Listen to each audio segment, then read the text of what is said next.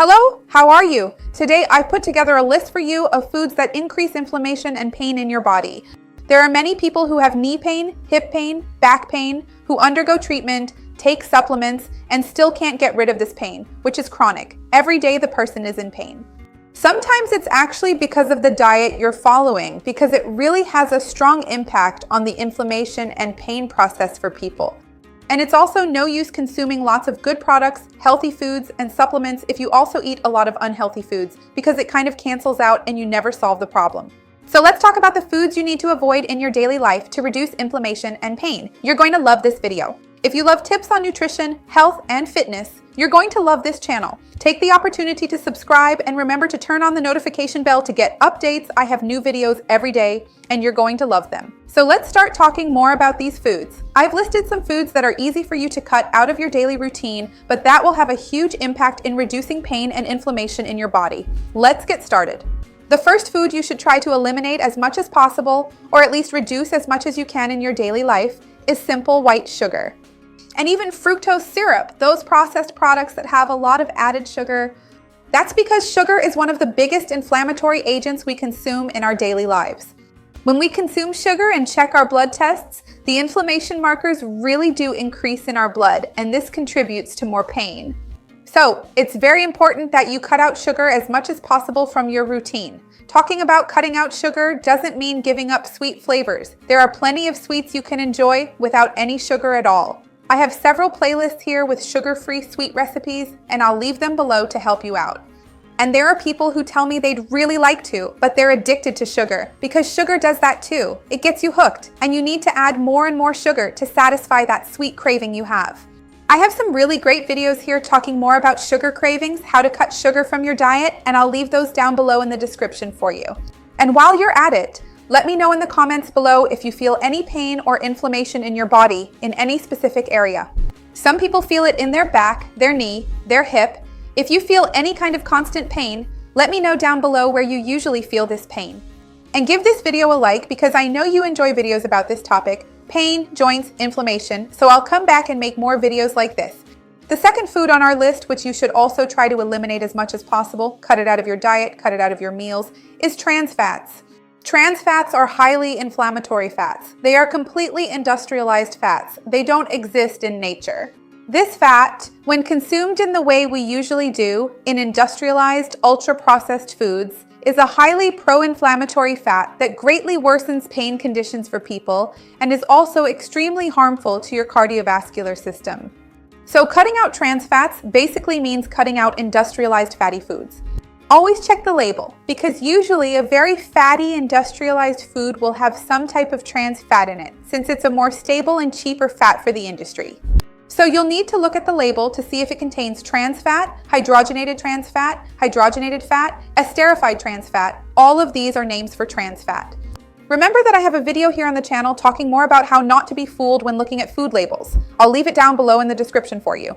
Fat is a nutrient that plays a very important role in our body, and it can trigger either an inflammatory or an anti-inflammatory cascade, depending on the type of fat you consume.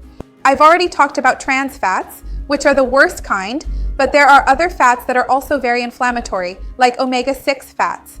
So, usually we find a lot of these fats in vegetable oils like soybean oil, canola oil, corn oil, and also in saturated fats, in meats with visible fat, especially beef and pork, which are very fatty. They're very rich in omega-6, which is a pro-inflammatory fat. On the other hand, if you consumed more omega-3 fats, which are anti-inflammatory, and monounsaturated fats, you would have less of an excessive inflammatory cascade in your body. It would be more beneficial for you to consume fats from fish, flaxseed, chia, walnuts, olive oil, and avocado. These are healthier fats for you to add to your daily routine by making good choices. I have a video here where I talk about the best and worst oils for cooking, including lard.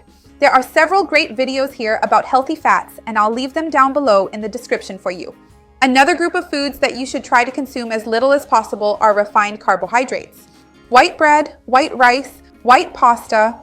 All of these quickly raise the amount of sugar in your bloodstream. They have a very high glycemic index and are absorbed very quickly. This makes you secrete a lot of insulin, and this process is very inflammatory for your body. So if you can minimize or even avoid consuming these foods, it will be better for you. Once again, this doesn't mean you have to give up lasagna, rice. I have many delicious low-carb recipes here, and I'll leave a playlist below with low-carb lunch, dinner, and breakfast ideas that can inspire you right here in the description. Another item, which isn't really food, but is something we consume, so let's include it in this category, even though we know it doesn't nourish us at all, is alcoholic beverages. Alcoholic beverages are highly inflammatory. They increase the inflammation markers in our bodies and make pain much worse. Some people want to have a glass of wine, whiskey, or beer to relax, to sleep better, because they're in a lot of pain. But that plan will backfire because alcohol also disrupts your sleep and greatly increases inflammation in your body. So honestly, the best thing you can do is to abstain from alcoholic beverages. Another food you should avoid as much as possible is processed, smoked, and cured meats. Those deli meats, sausages, salami, mortadella, all of these products that are cured, processed. These more processed meats contain what we call advanced glycation end products because they have a lot of salt, a lot of sodium, and these advanced glycation end products are highly inflammatory. They harm the cardiovascular system. So you should try not to consume these in your daily life. Remember that I have several delicious recipes here on the channel that you can make as snacks to substitute for healthier options. I'll leave them down below in the description for you. Besides avoiding these unhealthy foods I just mentioned, it's important that you also try to add more good anti-inflammatory foods into your daily routine. I have a lot of great videos here on the channel with plenty of tips about the best foods for your joints and for pain, the best supplements, teaching how to make pure homemade collagen from chicken feet, which is very cheap, very easy, and very effective. Talking more about turmeric, about ginger. I'll leave these videos down below in the description to help you out because I'm sure you'll love them and you'll get great results for your pain and inflammation. Besides that, I have a video here on the channel talking more about the signs our body gives us that it's inflamed. Because our body can have an acute inflammation, like this inflammation in the knee, hip, or back, where we feel that pain, that redness, that swelling in the joint. But inflammation can also be low grade, where your body is more inflamed, more susceptible to diseases, and you have more difficulty losing weight. So, I'll leave this video here below in the description if you want to learn more about these signs as well, so you can stay alert. Let me know down below if you're going to stop consuming these foods and which one will be the hardest for you to give up. I'd love to see your comment. Give the video a like. It really helps me out, and share it with anyone who will enjoy it or needs it.